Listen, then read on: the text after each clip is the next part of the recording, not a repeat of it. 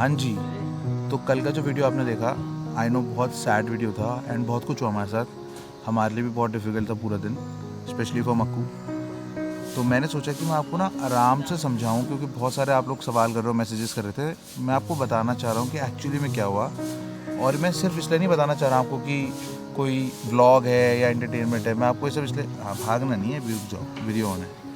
मैं आपको सब इसलिए बताना चाह रहा हूँ क्योंकि ये जो हमारी पूरी कम्युनिटी है ना दोस्तों, ये हम एज अ होल सीख भी रहे हैं मेरी गलतियों से, मेरे एक्सपीरियंसेस से, मेरी प्रॉब्लम से। आप लोग भी अगर दो चार चीज़ें सीख पाएँ और कल के दिन अगर आपके बच्चों को सेम इशू हो तो आप लोग पहले से प्रिपेयर्ड हो। तो दोस्तों एक्चुअली में क्या हुआ मैं आपको बताता हूँ। कल सुबह मैक्कू की सर्जरी होनी थी। जो लोग अभी नए हैं इस वीडियो को अभी ज्वाइन कर रहे हैं, मैं आपको बताता हूँ कि मैक्स के जो टेस्टिकल्स हैं वो बाहर नहीं आए। वो बचपन से ही, जब से पैदा हुआ है, वो अंदर ही हैं। अब अगर कोई चीज़ जो बॉडी के बाहर रहने के लिए बनी है, कुदरत ने बनाया है, और वो चीज़ अगर बॉडी के अंदर है, तो आप ये सोचिए कि वो अपने ऑप्टिमम जगह पे नहीं है, तो बहुत जाहिर सी बात है कि उसमें प्रॉब्लम्स आने लगेंगी। और ये चीज़ मुझे पता लगी थी जब मैक्कू 3-3.5 साल का था। तो मैं एक क्लिनिक है वेट लैब्स बोल के दिल्ली में, वहाँ गया था।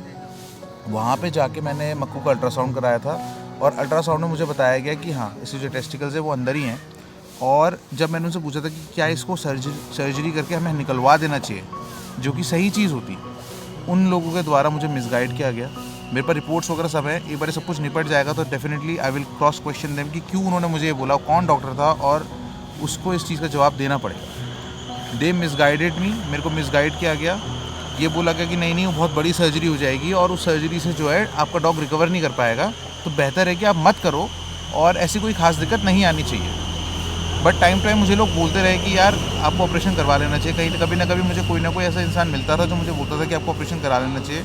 तो मैं बस ये सोचता था कि हाँ अभी करवाऊँगा, ये करवाऊँगा। एंड फाइनली आई डिसाइडेड कि मैं 2020 में इसका ऑपरेशन करवाऊँगा। But then lockdown happened and हल्की हल्की से ना मैक्स को प्रॉब्लम भी होने लगी थी। बिकॉज ऑफ लॉकडाउन 2-3 महीने हम पिथौरागढ़ से कहीं जा नहीं पाए। मैक्सिमम जो वेट क्लिनिक्स थी वो बंद थी, वो लोग ऑपरेट नहीं कर रहे थे। तो इस वजह से मैं बहुत डिलेमा में था, बहुत परेशान था। एंड देन मैक्स को एक प्रॉब्लम होने लगी। बाय द टाइम मतलब आप ये मान के चलिए कि जुलाई अगस्त में मैक्स को पॉटी करने में इशू होने लगे। इशू ये होने लगे कि जब ये पॉटी करने की कोशिश करता था तो इसकी पॉटी होती नहीं थी और ये बेचारा ट्राई करता रहता था, पर ये कर नहीं पाता था। एंड देन इवेंचुअली इसको पेन होता था और ये बड़ी बुरी तरह मेरे को देखता था कि पापा पेन हो रहा है बोल के। तो मैंने पहले पिथौरागढ़ में दिखाया तो नॉर्मल इसको कंजेशन की दवाई दी गई कि भाई नॉर्मल कंजेशन हो रहा होगा, जैसे हो जाता है कभी कभी डॉग्स को। एंड देन उससे जब ठीक नहीं हुआ, 1 महीने तक वो दवाई, वो ट्रीटमेंट हमने करा, पर उससे कोई फ़ायदा नहीं हुआ। तो आई डिसाइडेड कि अब मैं पिथौरागढ़ से Pantnagar, which is about 8.5 hours away from Pithoragarh, वहाँ जाता हूँ और वहाँ जाके इसका अल्ट्रासाउंड करा के प्रॉपर इसका ट्रीटमेंट कराता हूँ। जब हम पंतनगर आए तो हमें पता लगा कि भाई जो प्रॉब्लम थी एक्चुअल मैक्स को, वो कॉन्स्टिपेशन की नहीं थी, वो उसकी स्टमक रिलेटेड नहीं थी, वो थी इसकी प्रोस्टेट रिलेटेड। इसका जो प्रोस्टेट था वो स्वेल हो गया था, उसका साइज़ बड़ा हो गया था, जिसकी वजह से वो इसके दोनों जो इसकी डक्ट्स होती है पॉटी की और सुसु की, उनको दबा रहा था, जिसकी वजह से इसको टॉयलेट करने में प्रॉब्लम हो रही थी। अब एक चीज़ तो समझ में आ गई।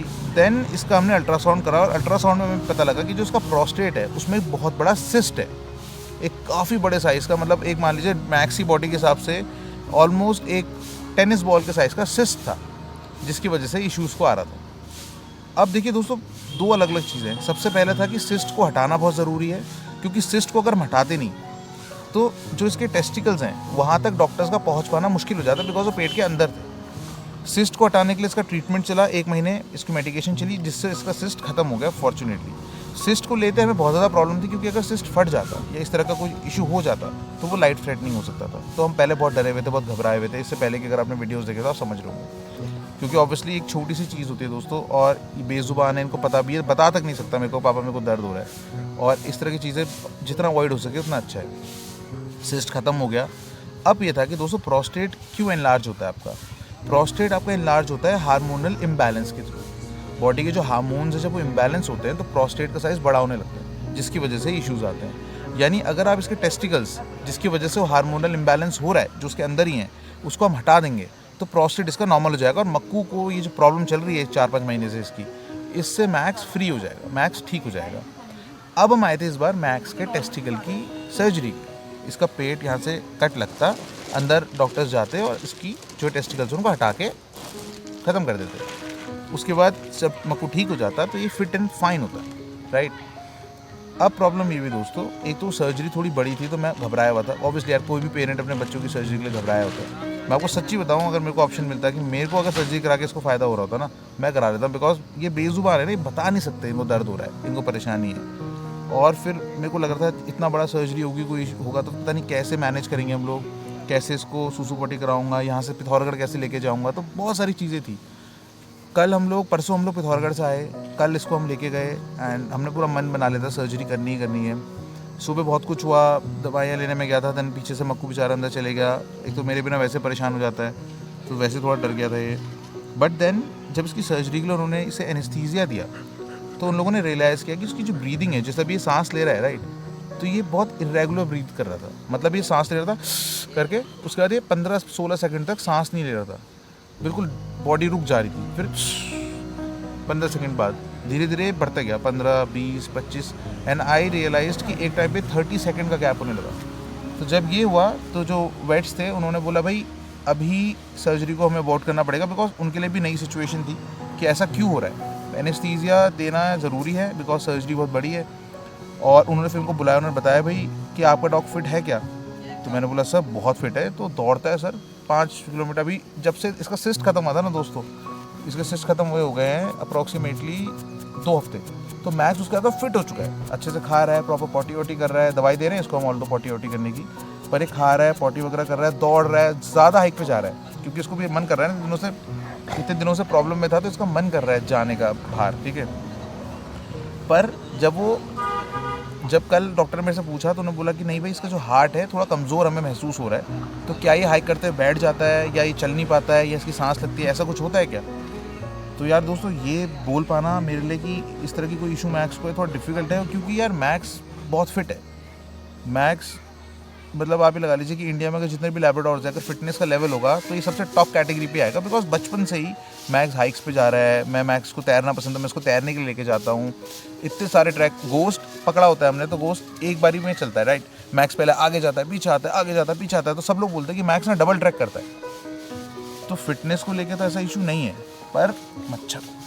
पर एक और बात मैं बताना चाहता हूँ कि डॉक्टर्स बोल रहे हैं इसका हार्ट कमज़ोर है या इसकी बॉडी की इतनी इम्यूनिटी वीक है। उसका एक रीज़न और हो सकता है दोस्तों कि जब मैक्स हमने अडॉप्ट किया था तो दोस्तों मैक्स की ना माँ मर गई थी, नहीं थी, हमें कुछ आइडिया नहीं। हमने जिससे से अडॉप्ट किया मैक्स हमें मिला था 20-25 दिन का और बिल्कुल मरने की हालत में था, और बंदे ने भी शायद हमें इसलिए दे दिया कि भाई तुम बचा सको तो बचा लो। हमें कोई आइडिया नहीं था दोस्तों, मेरे को कोई आइडिया नहीं था। मैं ऑल्दो डॉग ट्रेनिंग वगैरह देखता था, सीजर मिलान के वीडियोस देखता था, तो मुझे हल्का आइडिया था कि कैसे डॉग्स को पालना है, पर एक बच्चे को ऐसा पालना मुझे नहीं पता था। जब मैक्स आया तो मैक्स हमारे पास 6-7 बजे आया, छोटी सी टोकरी में बंदा में दे गया। उसके बाद हम उसको सीधे वेट के पास ले गए क्योंकि हमें लगा यार ये कुछ गड़बड़ है, हड्डियाँ दिख रही थी मैक्स की। और मैक्स उसे हम वेट के पास ले गए तो वेट ने देखते बोल दिया ये क्या तुम क्या ले आए हो, ये तो बच ही नहीं पाएगा, 10 दिन में बच जाए ना बहुत बड़ी बात है, सर्दियाँ हैं ऊपर से कैसे बचेगा। और वेट ने हमें उसी वक्त बता दिया था कि इसके जो टेस्टिकल्स हैं वो भी अंदर हैं, बाहर नहीं आएंगे। और उसने हमें बोला था कि जैसे जैसे 5-6 साल का होता जाएगा ना तो इसकी प्रॉब्लम्स बढ़ती जाएंगी बॉडी की। अब ऑब्वियसली अब ऐसा तो है नहीं कि हम उस बंदे को बोलते भाई नहीं तू ही रख, हम इस चीज़ ऑब्वियसली अभी आ गया हमारे पास तो हमारी फैमिली का पार्ट था, तो हमने बोला कोई बात नहीं यार, जो भी होगा होगा, डेस्टिनी है। हमें थोड़ा ना पता था कि मैक्स हमारी लाइफ बदल देगा, हमें तो पता ये लगता था कि हम मैक्स की लाइफ बदल रहे हैं, बट हमें क्या पता था कि मैक्स हमारी। और ऑब्वियसली यार हम लोगों ने जो समय प्यार दिखाया मैक्स को, जो हमने हिम्मत करी इसको पाला, हो सकता है उसका रिवॉर्ड हमें अभी मिल रहा है मैक्स के थ्रू, जो इतना प्यार हमारी तरफ आ रहा है। दोस्तों ये जो चीज़ें हैं ना, ये जो बैकडोर ब्रीडिंग्स होती हैं, ये जो ख़राब ब्रीडर्स होते हैं, इनको ना सिर्फ पैसे कमाने से मतलब है। इस बारे में दोस्तों मैं अच्छे से ही वीडियो बना के डालूंगा, मैंने पूरा लिखा है वो वीडियो, सारा डेटा कलेक्ट करा है। मैं चाहता हूँ आप लोग ये चीज़ जानें, ब्रीडिंग दोस्तों गलत नहीं है। हाँ हमें स्ट्रे डॉग्स अडॉप्ट करने चाहिए बिल्कुल, पर दोस्तों आप एक पर्सपेक्टिव में उसे रख के सोचिए कि कितने ज़्यादा ह्यूमन चाइल्ड हैं जो कि अभी आपके शेल्टर्स में रहते हैं राइट। कितने ज़्यादा बच्चे हैं जिनके माँ बाप नहीं हैं, पर क्या लोग उन्हें अडॉप्ट करते हैं? नहीं। इसीलिए मेरे को पता है कि हम चाहे बोलेंगे, जिसको अडॉप्ट करना होगा खुद कर लेगा, हमारे बोलने से नहीं करेगा। और जहाँ तक बात आती है ब्रीडिंग की, मैं बिल्कुल नहीं मानता हूँ कि ब्रीडिंग गलत है, पर वो ब्रीडिंग एथिक्स के साथ होनी चाहिए, वो सही तरीके से होनी चाहिए। यहाँ इंडिया में नहीं कि जैसे जिसको मिला कि 2 कुत्ता खरीद लिए, हाँ मेल फीमेल खरीद लिए, बच्चे पैदा करे जा रहे हैं, हर 6 महीने बच्चे पैदा करे जा रहे हैं भाई एक बार जब बच्चे होंगे उस बिच के तो वो अच्छे बच्चे होंगे, उसके अंदर की बॉडी केपेबल होगी। जब आप उससे 4 साल में 8 बार बच्चे पैदा करवा दोगे, कोई मशीन तो है नहीं वो, तो डेफिनेटली जो बच्चे पैदा होंगे उनकी क्वालिटी भी कम हो जाएगी, वो जो बिच है उसकी तबीयत भी ख़राब होने लगेगी। और हो सकता है मैक्स जिस हालत में हमारे पास आया इसी का एक रीज़न हो। खैर अब जो भी है दोस्तों, अभी आज हम यहीं पे रुक गए, आज हम हल्द्वानी रुके हैं, कल हम वापस पिथौरागढ़ जा रहे हैं। आज हमने इसलिए ट्रैवल नहीं किया बिकॉज कल ना मैक्स थोड़ा ट्रॉमा में था, थोड़ा डरा हुआ था, एंड मेरे को लगा कि ऐसे में सफ़र कराना इतना लंबा 8-9 घंटे का सही नहीं रहेगा।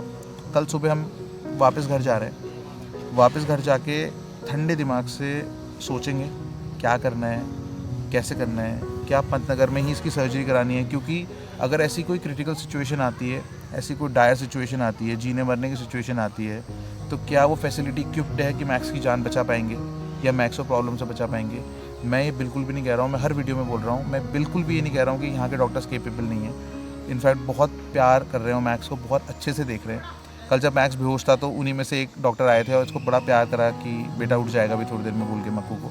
तो ना बहुत अपनापन सा फील हुआ, बहुत अच्छा लगा। और मैं आपको 100% बोल रहा हूँ, आप गवर्नमेंट फैसिलिटीज़ पर भरोसा कर सकते हैं। मेरी जान है मक्कू, मैं दुनिया के ना बेस्ट से बेस्ट अस्पताल में इसको लेके जा सकता हूँ राइट नाउ, चाहे मुझे कोई भी कीमत चुकानी पड़े। पर मैं इन पर भरोसा क्यों कर रहा हूँ, क्योंकि ये जो वेट्स हैं, कई सारे वेट्स ऐसे भी हैं जो ठगते हैं लोगों को, लूटते हैं, है ना। इमोशनल जब होता है इंसान तो उसको उल्लू बनाया जाता है। बट बात आ जाती है कि क्या इनके पास भी वो टूल्स हैं जो कि ज़रूरी हैं। क्या मक्कू की जब सांस नहीं आ रही तो क्या ऐसा कोई टूल होता है जिससे मक्कू को हम आर्टिफिशियली ऑक्सीजन दे सकें जैसे इंसान को दिया जाता है, राइट। तो इन सब चीज़ों की बारे में मैं पता करूँगा, मैं जानूँगा कि कहाँ पे है इंडिया में। अगर आसपास है तो वेल एंड गुड, नहीं होगा then we will plan and travel to that place, वहीं पे मक्कू का ट्रीटमेंट करवाएंगे। एंड जो ये डॉक्टर्स हैं इनको भी मैं लूप में रखूँगा, मैं नहीं चाहता इन लोगों को भी लेट डाउन फील हो, पर मैं इनसे सारी चीज़ें डिस्कस करके अच्छे से सब कुछ करके करूँगा। अभी फ़िलहाल मैं इस बारे में नहीं सोच रहा हूँ। वीडियो मैंने इसलिए बनाया क्योंकि मेरे को इतने ज़्यादा आप लोगों के मैसेजेस आ रहे थे, मैं कमेंट्स भी पढ़ रहा था, मैक्सिमम सारे लोग रो रहे थे। And I am so sorry guys, मैं ऐसे वीडियो डाल रहा हूँ, बट इन चीज़ों से ना दोस्तों हमें सीखना है, हमें ये चीज़ सीखनी बहुत ज़रूरी है कि ये ना कोई ऑब्जेक्ट नहीं है। जैसे इंसान के बच्चे हैं ऐसे ये बच्चे भी हैं, और इनके साथ ज़्यादा प्रॉब्लम इसलिए होती है बिकॉज ये बेज़ुबान है, ये बता नहीं सकते हैं। इंसान का बच्चा होता तो मुझे 2-3 महीने पहले बता चुका होता कि पापा पेट में दर्द हो रही है, या यहाँ दर्द हो रहा है, या प्रॉब्लम हो रही है। पता नहीं मैक्स कितने टाइम तक उस दर्द से गुजर रहा था, बेड से उठता नहीं था। तो मेरे को लगता था कि मे बी मैक्स आलसी हो रहा है, मैक्स को आराम करने का मन है, मैक्स की एज हो रही है। मेन रीज़न था कि मैक्स को पेन हो रहा था। अब नेक्स्ट टाइम मे बी कभी ऐसा ना हो, पर अगर गोष्ठी से इस तरह की इशू होगी तो मेरे को आइडिया रहेगा। और ये चीज़ मैं आपको इसलिए बता रहा था कि आपको भी इस चीज़ की समझ हो। जब भी वीडियो ख़त्म करने की आ रही आती है तो मक्कू ना खुजलाने लगता है। मक्कू खुजलाना बंद करेगा। ठीक है दोस्तों, यही मैं आपसे वीडियो के थ्रू अपनी कुछ बातें आपसे शेयर करना चाह रहा था। अगर आपने यहाँ तक वीडियो देखा है तो थैंक यू सो मच, मेरी बातें सुनने के लिए थैंक यू सो मच, मेरे साथ बने रहने के लिए थैंक यू सो मच। आपने जो सपोर्ट दिखाया है, आपने जो प्रे करा है हमारे लिए, किसी भी तरीके से आपने कुछ भी चीज़ हमारे लिए करी है, तो उसके लिए थैंक यू सो मच। मैं कभी भी ना शब्दों में नहीं बता सकता हूँ कि मुझे कैसा लगता है जब आप लोग हमारे लिए सब करते हो, या जब आप इन पर्सन हमसे मिलते हो। आपको लगता हो कि मैं बहुत रूड हूँ या मैं बड़ा अजीब सा बिहेव कर रहा हूँ, बट मेरे को समझ नहीं आता कि मैं कैसे आपको बताऊँ कि आप जो चीज़ हमारे लिए कर रहे हैं वो कितना मीन करती है मेरे लिए। तो दैट्स इट दोस्तों, इस वीडियो को यहीं पे एंड करते हैं।